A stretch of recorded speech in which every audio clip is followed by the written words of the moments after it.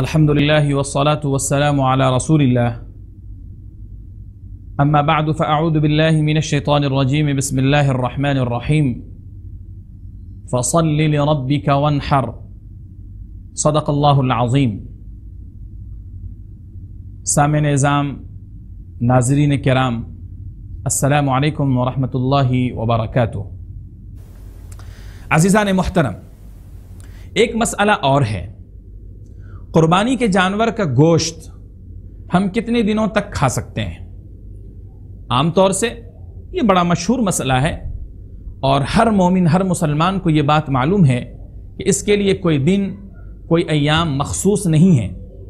लेकिन चूंकि कुछ अहादीस को मानने वाले लोग जो सिर्फ हदीस को नकल करते हैं, हदीस को मानते हैं और हदीस के ऊपर ही ईमान रखते हैं, वो कुरान करीम की आयतों का इनकार करते हैं, ऐसे लोगों ने कई एतराज़ किए हैं और वो ये कहते हैं कि अहादीस में हुज़ूर अकरम सल्लल्लाहु अलैहि वसल्लम ने कुर्बानी के गोश्त को सिर्फ 3 दिनों तक खाने की इजाज़त दी है।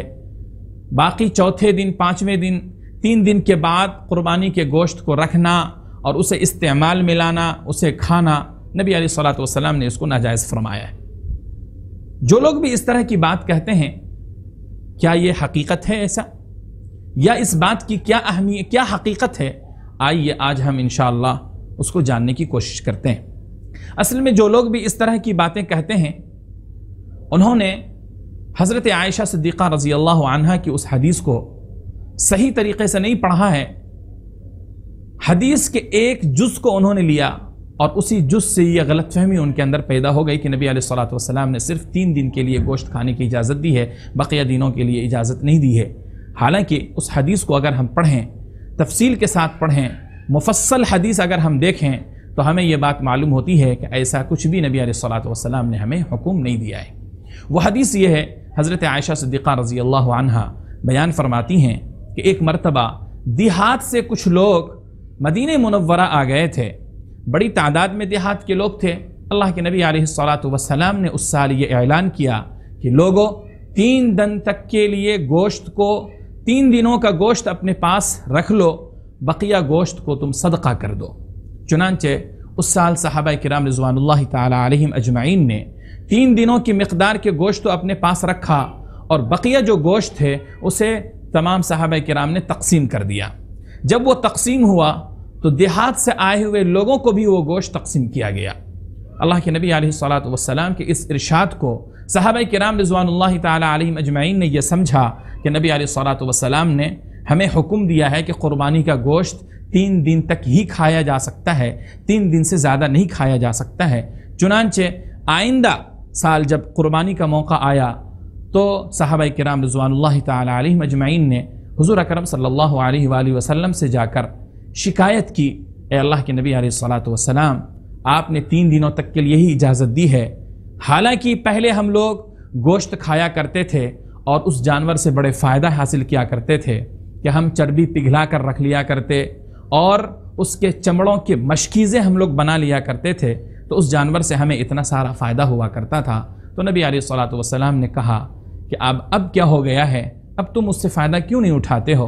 तो सहाबा ने अर्ज़ किया, या रसूल अल्लाह, आपने तो मना कर दिया है, आपने सिर्फ 3 दिन की इजाज़त दे रखी है, तो अब हम कहाँ इस्तेमाल कर सकते हैं। तो हुज़ूर अकरम सल्लल्लाहु अलैहि वसल्लम ने उस गलत फहमी को दूर करते हुए इरशाद फरमाया कि मैंने तुम लोगों को 3 दिन तक के लिए सिर्फ इसलिए हुक्म दिया था ताकि उस साल गाँव से आए हुए, देहात से आए हुए सहाबा को भी गोश्त मिल सके, इसलिए मैंने तुम्हें हुक्म दिया था। अब तुम खाओ, सदका भी करो और आइंदा के लिए गोश्त बचा करके भी रखो।